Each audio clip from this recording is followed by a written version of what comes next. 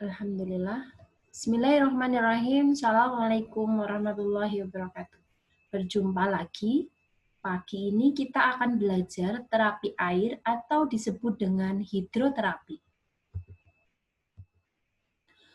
Mari kita mengenal sifat fisik pada air. Ada 3 jenis. Yang pertama, daya apung. Daya apung itu berperan untuk menghasilkan lingkungan tanpa gravitasi bagi pasien. Kalau kita mengingat hukum Archimedes menyatakan bahwa objek yang terendam mengalami gaya ke atas setara dengan berat dari air yang dipindahkan. Karena itu, berat badan atau bagian tubuh pasien tersangga di dalam air. Gerakannya ke atas terbantu dan gerakan ke bawah terhalang. Sifat yang kedua adalah berat jenis. Berat jenis suatu objek adalah ukuran kepadatan dalam gram per sentimeter kubik. Nah, berat jenis ini dianggap 1 gram per sentimeter kubik. Karena daya apung air, semua objek dengan jenis kurang dari 1 gram per sentimeter kubik akan mengapung. Sifat air yang ketiga adalah vikositas. Vikositas ini sifat air yang mempengaruhi pergerakan di dalam air dari segala arah. Karena gaya kohensif antar molekul cairan cenderung menahan aliran. Tahanan terhadap aliran ini dikenal sebagai viskositas yang berbeda-beda pada setiap cairan.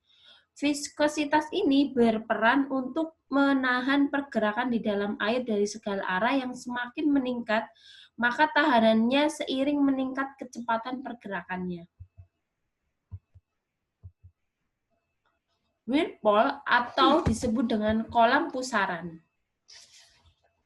Pernahkah mendengar kata whirlpool?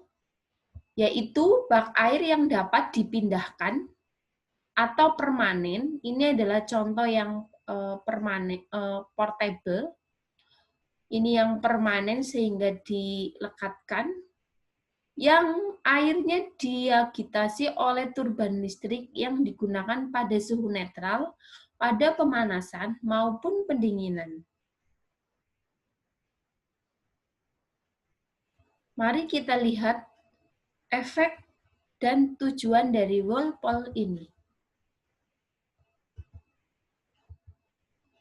Tujuan yang pertama itu memberikan rangsang yang dialami atau pada eferen kulit. Yang kedua, meningkatkan tekanan hidrostatik. Yang ketiga, bermanfaat pada latihan bertahap. Keempat, mengurangi gradien suhu di dalam air. Kelima, dapat membuang sepsis atau jaringan nekrotik dari luka dan mengurangi jumlah bakteri. Indikasi dari whirlpool ini disebutkan biasanya pada kasus seperti ulkus tekan dengan derajat 3 dan 4. Kemudian luka infeksi, luka dengan jaringan parut yang tebal, serta luka bakar. Kemudian trauma atau subakut atau peradangan. Biasa rasionalnya ini dapat meningkatkan ambang nyeri dan membantu relaksasi untuk meningkatkan aliran darah lokal, kemudian meningkatkan metabolisme jaringan, dan meningkatkan penghantaran oksigen atau suhu air berdasarkan keakutan kondisi. Pada pasien dengan cedera tangan yang diterapi dengan terapi air, menyebutkan bahwa penurunan nyeri itu peningkatan gerak aktif meskipun sama saja dengan pasien yang diterapi dengan parafin bath.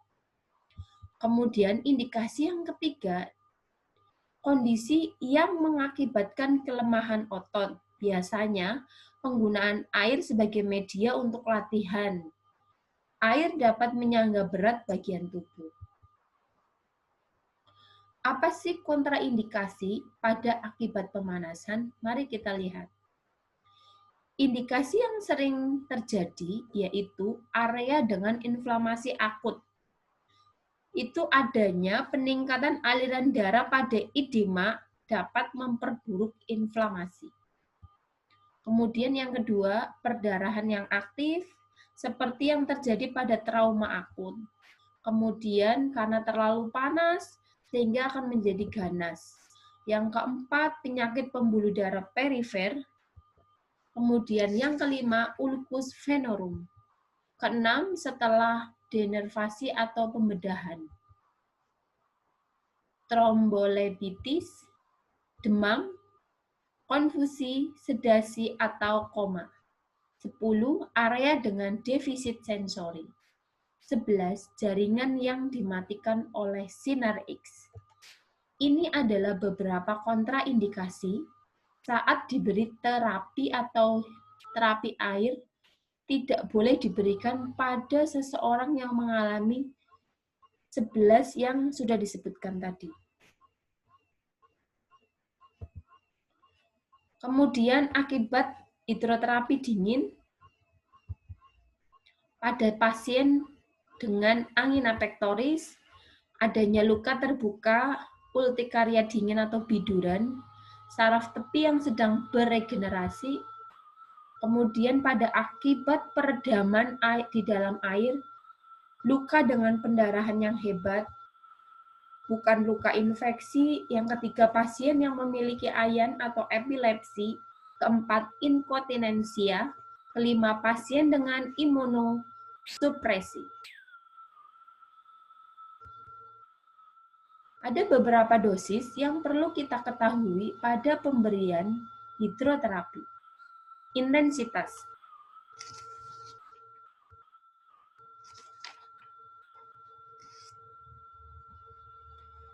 Intensitas itu tidak lebih dari, ada beberapa, salah satunya tidak lebih dari 39 derajat Celcius atau 102 derajat Fahrenheit, atau pada pasien dengan luka terbuka atau kontraindikasi yang tadi sudah disebutkan, sebaiknya menerima terapi suhu dengan suhu yang netral atau hangat. Kemudian, pasien dengan gangguan sirkulasi dan masalah jantung sebaiknya menerima terapi dengan suhu netral hingga hangat, tergantung pada lama dan keparahan kondisi. Pasien dengan kondisi nyeri, jika tidak ada kontraindikasi, dapat menerima suhu panas hingga sangat panas. Kemudian, apa yang perlu kita ketahui yaitu durasi. Pada durasi, itu yang dianjurkan 20 sampai 30 menit, tergantung toleransi dari si pasien.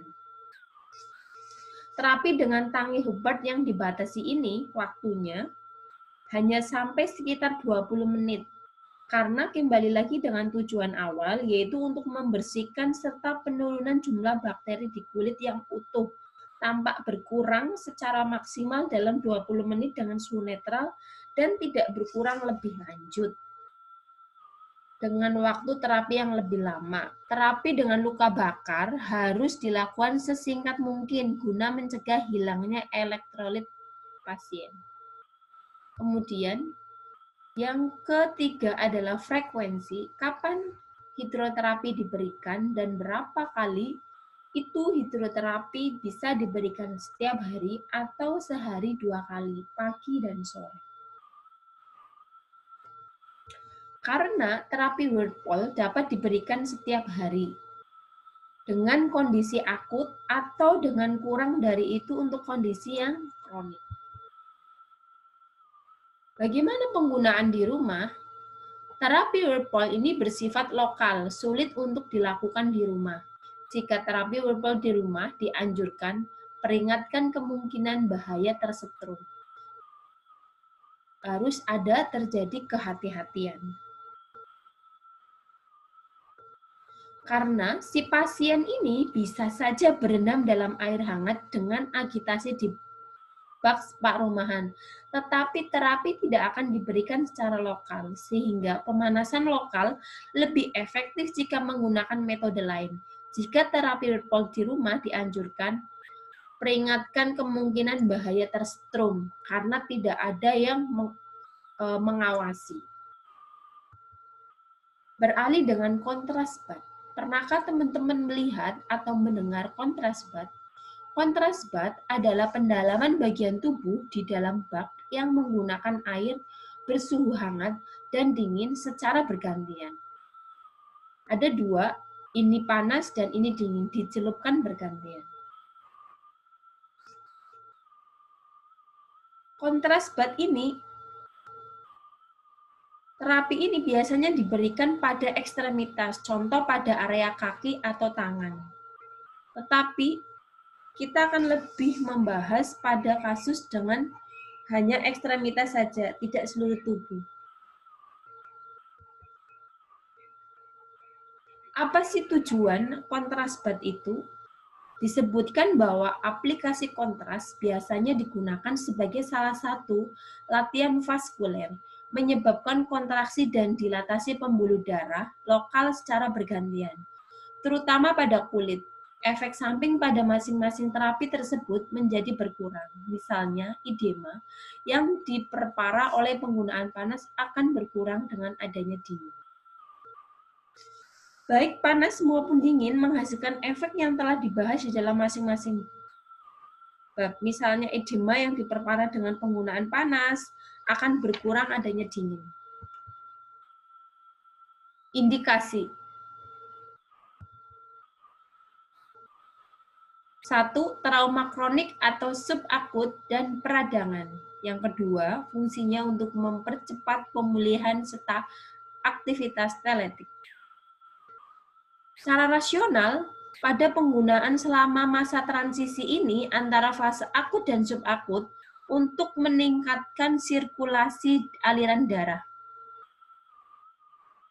Apa kontraindikasinya? Yang pertama, pasien dengan gangguan sirkulasi arteri akibat diabetes tipe 2. Yang kemudian kedua, ankle sprain.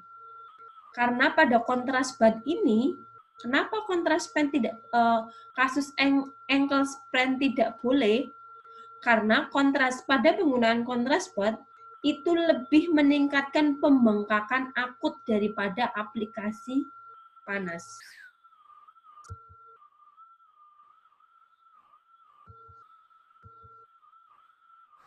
Penggunaan di rumah, terapi kontras bat dapat dilakukan di rumah meskipun biasanya berantakan. Kontras bat setinggi pinggang untuk pemulihan dari aktivitas berat atau pada seorang atlet. Tidak dapat dilakukan di rumah dan hanya boleh dilakukan di ruang latihan oleh seorang profesi. Baik, terima kasih. Selamat belajar.